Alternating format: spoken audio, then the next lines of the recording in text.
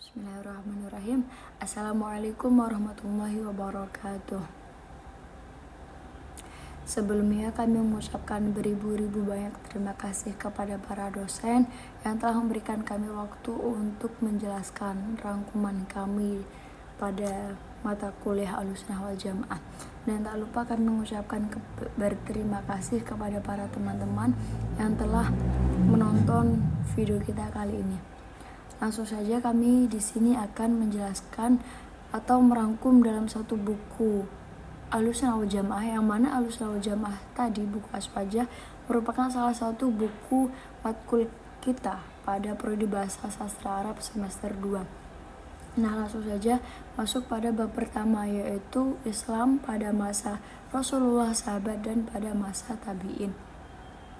Yang pertama, Islam pada masa Rasulullah. Islam pada masa Rasulullah yaitu sebaik-baiknya periode umat Islam.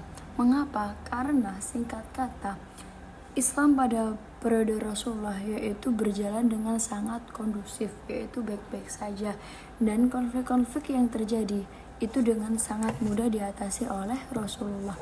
Nah, seiring berjalannya waktu dan tak jarang pula Rasulullah itu langsung turun tangan untuk menyelesaikan konflik-konflik tersebut.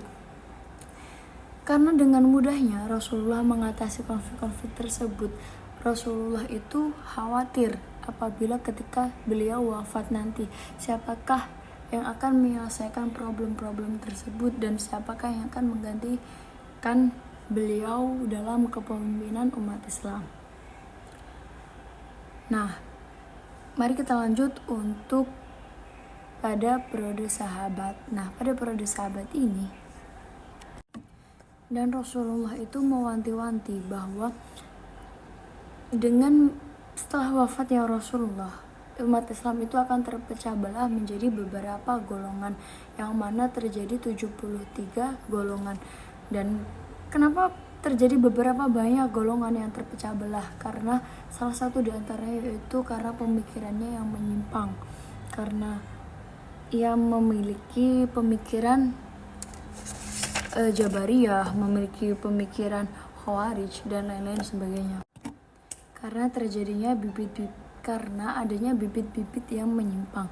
Nah, bibit-bibit yang menyimpang tadi diantaranya yaitu bibit-bibit aliran Khawarij, bibit-bibit aliran Jabariyah, dan lain-lain sebagainya.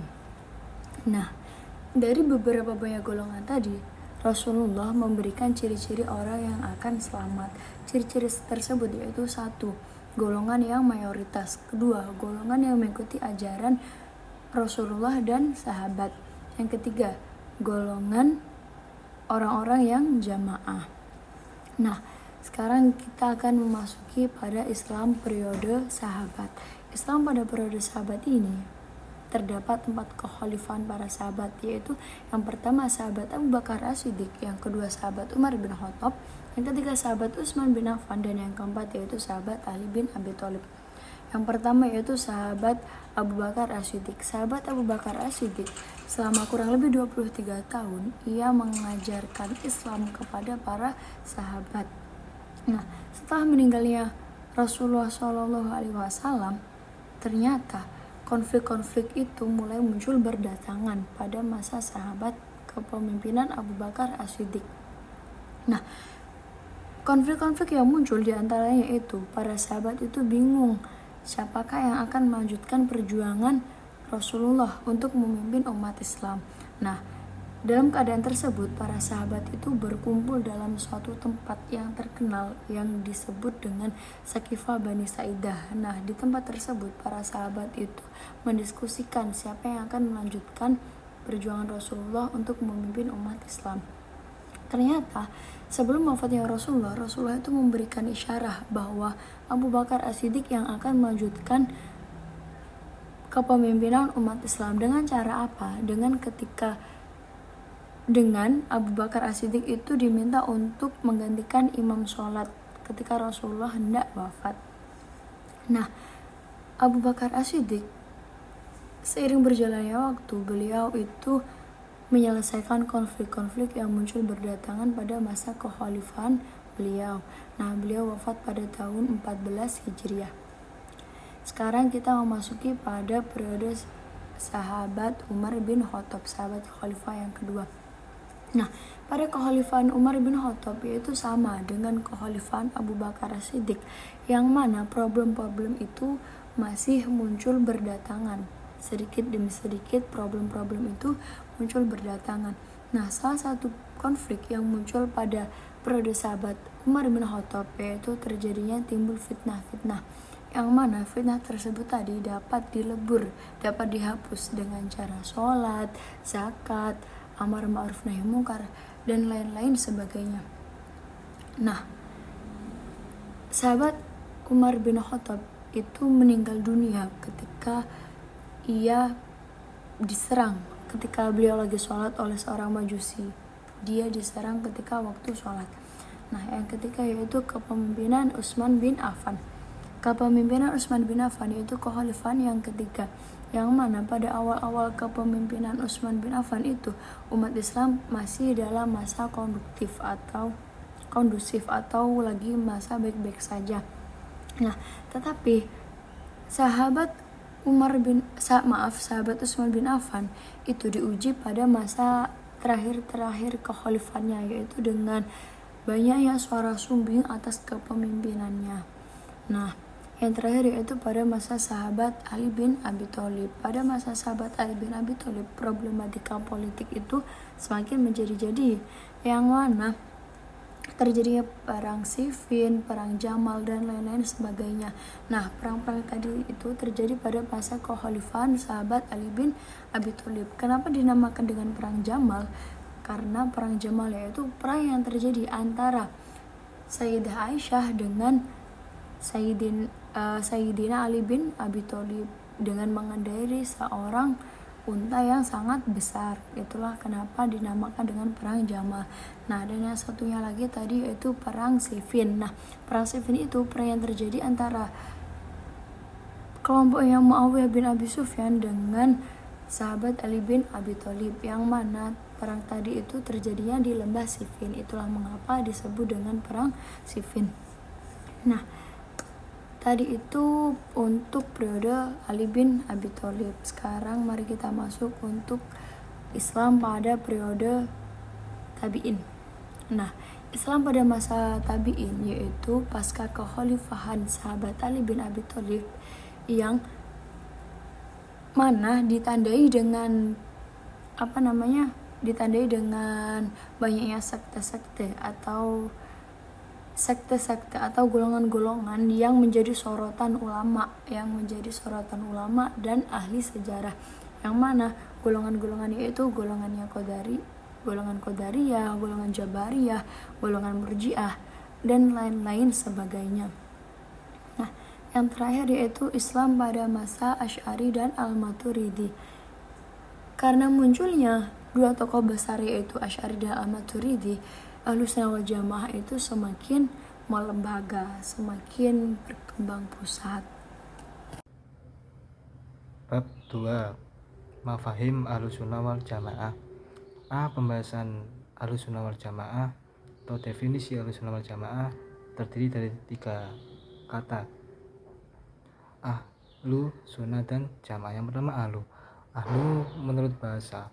Menurut Imam Ibnu Faris dalam Mu'jam al-Muqayyasnya, ahlun bermakna keluarga. Yang kedua sunnah menurut Imam Ibnu Faris terdiri dari kata sunnah atau sanna. Yang ketiga jamaah berasal dari lafaz jamaah yang bermakna tadumu ala syai', bergabungnya sesuatu. Kemudian Ahlussunnah wal Jamaah secara istilah adalah sesuatu orang atau suatu golongan atau sesuatu kelompok yang menepati manhaj salafus saleh, yang berpegang teguh dengan Al-Quran, hadis, dan Nabi. Kemudian hampir semua sejak sekte mengklaim bahwa mereka adalah pengikut salafus saleh, maka perlu definisi yang lebih khusus untuk mendefinisikan siapa Ahlussunnah wal Jamaah. Kemudian Imam As-Subki menjelaskan dalam Tobaqotnya bahwa golongan yang benar-benar mengikuti Nabi dan sahabat yaitu pengikutnya Imam Asy'ari, dan adapun pengikutnya Imam Maturidi itu sama dengan pemikirannya Imam Asy'ari. Yang B, akidah Ahlussunnah wal Jamaah. Di antara tokoh-tokoh Ahlussunnah wal Jamaah adalah Imam Abu Hasan al-Asy'ari. Bahwasanya Imam Asy'ari hanyalah salah satu di antara sekian banyaknya ulama yang mendedikasikan hidupnya untuk membela Ahlussunnah wal Jamaah. Sebelum memperjuangkan akidah Ahlussunnah wal Jamaah, Imam Asy'ari itu adalah tokoh Al-Haris bin As'ad al-Muhasibi dan lainnya. Kemudian C, akidah 20 sifat wajib Allah. Dalam perkembangan mazhab Asy'ari untuk memudahkan umat Islam untuk mengenal Allah, ulama Al-Asy'ariyah seperti Imam As-Sanusi membuat konsep sifat wajib 20 bagi Allah. 20 sifat wajib ini mempunyai kebalikan, yaitu sifat 20 mustahil Allah. Tidak hanya itu, mereka juga membuat konsep 4 sifat wajib Rasul, 4 sifat wajib Allah, 1 sifat jaiz Allah, dan sifat jaiz bagi Rasul, sehingga totalnya ada 50. Kemudian ke-20 sifat ini tersebut terbagi menjadi 4 sifat. Yang pertama sifat nafsiyah, sifat ma'ani, sifat salbiyah, sifat maknawiyah. Dari sifat-sifat 4 ini itu dibagi menjadi 20. Nanti yang masuknya kepada sifat salbiyah masuk kepada sifat ma'ani, masuk sifat kepada sifat salbiyah, sifat maknawiyah masuknya itu dibagi sendiri-sendiri. Tentunya wujud, qidam, baqo itu maksudnya di mana, kalamuhu, kaunuhu, qautiron dan seterusnya itu maksudnya di mana. Kemudian dan pengertian sifat nafsiyah itu sendiri, sifat yang menunjukkan esensi zat itu sendiri. Sedangkan sifat salbiyah berfungsi untuk menafikan seluruh hal yang tidak layak dinisbatkan kepada Allah. Kemudian yang ketiga sifat ma'ani, sifat yang ada pada kenyataannya. Yang terakhir 4 sifat maknawiyah, sifat yang secara otomatis ada apabila sifat maknawi ditetapkan. Assalamualaikum warahmatullahi wabarakatuh. Bab 3, aliran-aliran dalam ilmu kalam. 1. Aliran Khawarij. Secara bahasa, Khawarij adalah bentuk plural dari kata kharija. Secara bahasa ia terambil dari lafal kharaja yang bermakna kebalikan dari masuk.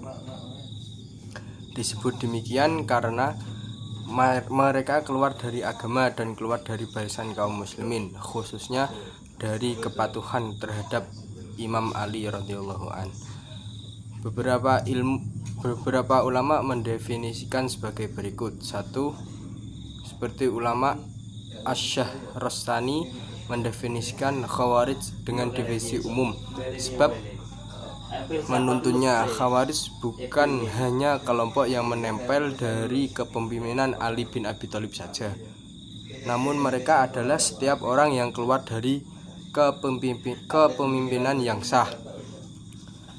2. Dalam definisi yang diungkapkan oleh Ibnu Hajar, kita dapat memahami bahwa definisi Ibnu Hajar terkait Khawarij adalah definisi secara sempit. Meskipun mendefinisikan secara sempit, kelompok yang mempunyai sifat Khawarij yang hidup setelah era Khawarij dapat masuk dalam kategori Khawarij dengan metode Qiyas atau analogi. Berbeda dengan definisi yang pertama, yang mana kelompok yang mempunyai sifat Khawarij yang hidup setelah era Khawarij dapat dikatakan sebagai Khawarij sebab mendefinisikannya umum. Di bawah ini nama-nama Khawarij. 1. Khawarij. 2. Muhakkimah. 3. Haruriyah. 4. Ahl An-Nahrawan, 5 Al-Mariqah, 6 Syurah. 2 aliran-aliran Syiah. Secara etimologi, menurut Ibnu Al-Mahjur, kata Asy-Syiah dalam bahasa Arab berarti kaum yang berkumpul dalam sebuah perkara. 71. Dalam sebuah perkara. Dalam Al-Quran, lafal yang terjabangkan dari sya ya a terulang setidaknya 12 kali. Ibnu Al-Jauzi menyebut lafal tersebut secara global diperuntukkan 4 makna. Makna yang pertama, al-fira atau golongan, seperti firman Allah Ta'ala, innalladzi farraqu dinahum wa kanu syia'an lasta minhu fi syai'in. Sesungguhnya orang-orang yang memecah belah agamanya dan mereka menjadi terpecah beberapa golongan, sedikitpun bukan tanggung jawabmu. Quran Surat Al-An'am ayat 159. Makna yang kedua adalah keluarga yang senasab, sebagai firman Allah Ta'ala, wa dakhalal madinata ala hini ghaflati min ahliha fawajada fiha rajulaini yaqutatilani huda mina sayatihi. Dan dia Musa masuk ke kota Memphis ketika penduduk sedang lengah, maka dia mendapati di dalam kota itu 2 orang lelaki sedang berkelahi. Ini keluarga yang senasab dengannya, Musa.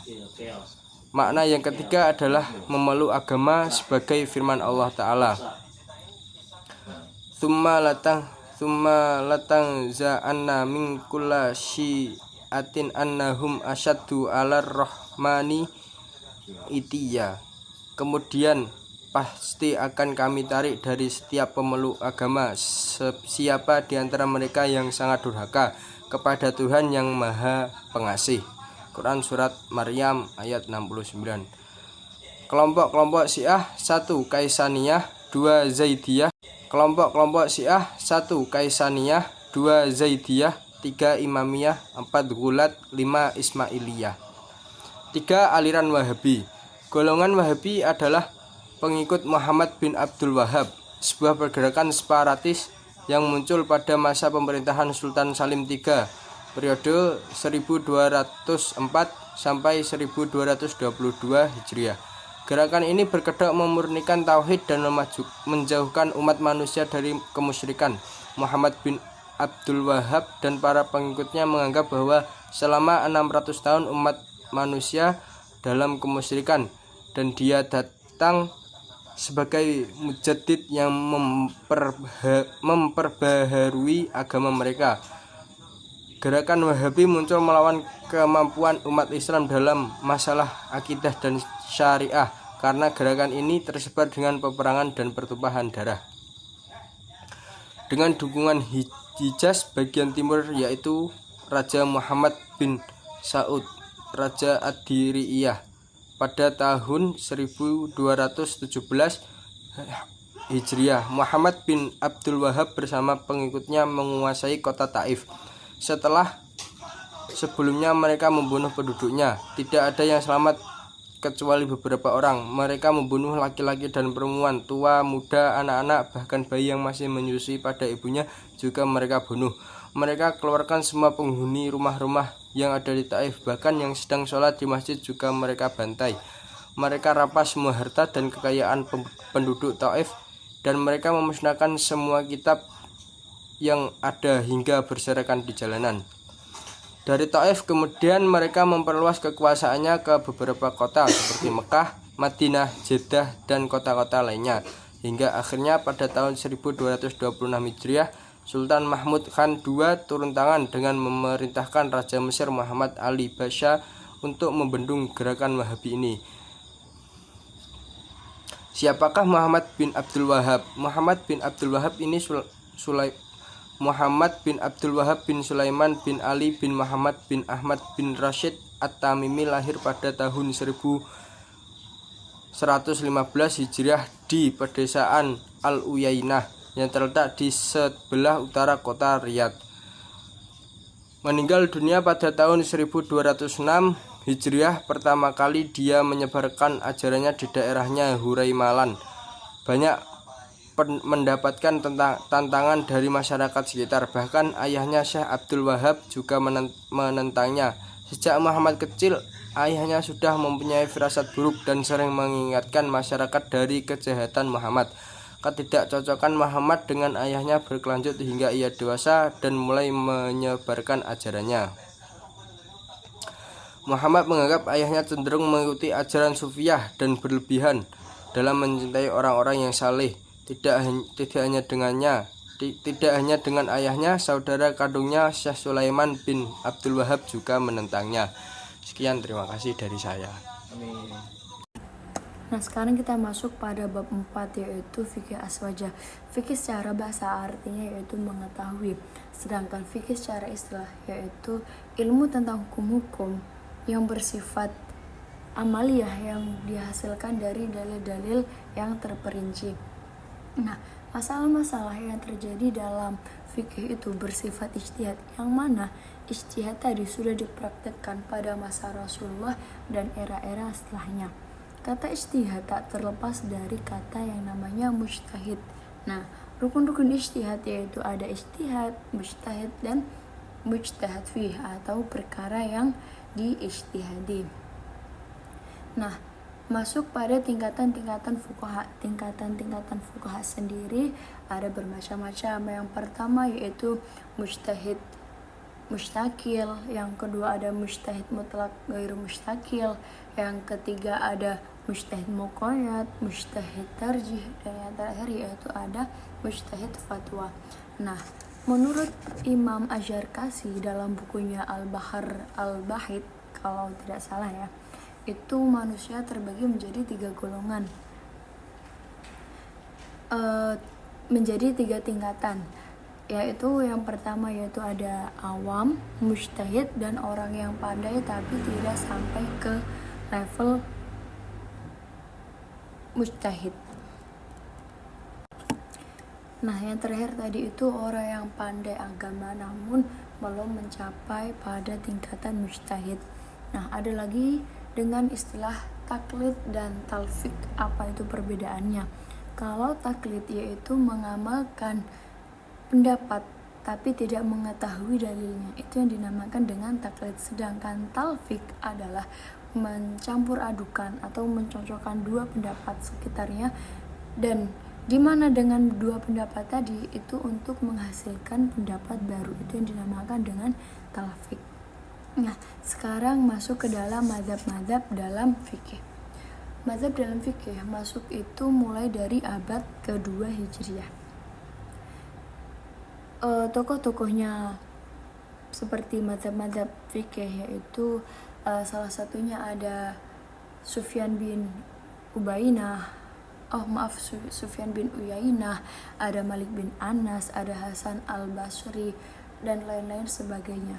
Seiring berjalannya waktu, mazhab-mazhab tersebut tinggallah menjadi 4, atau yang seperti sudah kita ketahui itu mazhab Syafi'i, mazhab Hanafi, Hambali, dan yang satunya lagi ada mazhab Maliki.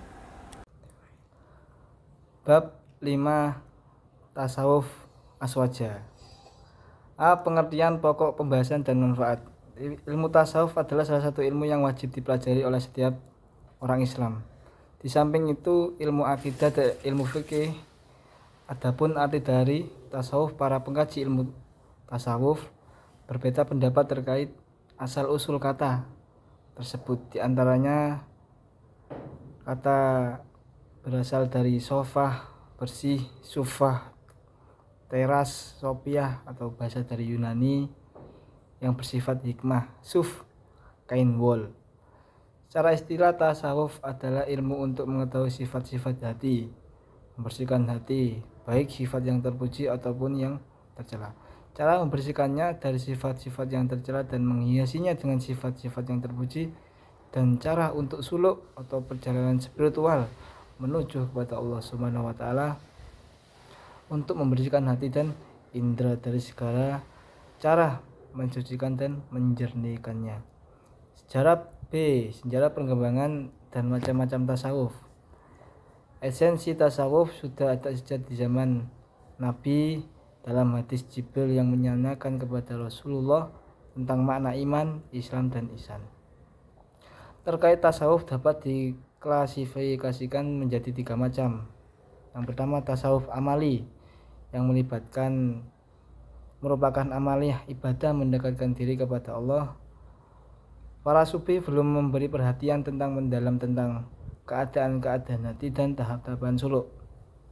Menurut Al-Taftazani pada abad ini tasawuf diidentikan dengan laku zuhud oleh para sufi dan Rabi al-Adawiyah contohnya. 2. Tasawuf akhlaki Sunni. Tasawuf akhlaki mulai muncul pada abad ketiga Hijriah. Pada periode ini para sufi mulai memberi perhatian mendalam tentang keadaan-keadaan hati dan proses suluk. Perhatian mereka dalam membuat metode ini untuk bermakrifat kepada intuisi atau dzauq. Mereka beranggapan untuk dapat bermakrifat kepada Allah. Yang ketiga, makrifat falsafi. Tasawuf falsafi ini adalah tasawuf yang mencampur adukan dzauq dengan pandangan-pandangan akal dan mengistilahkan dengan istilah-istilah filsafat. Ibnu Khaldun, tokoh terkenal, dalam mukadimahnya menulis bahwa tasawuf ini mempunyai 4 hal pokok yang diperhatikan oleh pengikutnya. Yang pertama mujadalah, khasaf, bertindak di alam raya yang berbagai macam-macam karomah. Yang keempat satoh, lafaz-lafaz yang menjangkalkan yang secara lahiriah adalah walhem, sangkaan yang salah. Kemudian filsafat, di antara pemikiran tasawuf filsafat adalah yang pertama fana, yang kedua ijtihad, yang ketiga hulul. Kemudian C, representasi tasawuf aswaja. Hujatul Islam Abu Hamid Muhammad Al-Ghazali atau dikenal Imam Al-Ghazali, ia dilahirkan di Tobarin pada tahun 4500 Hijriah.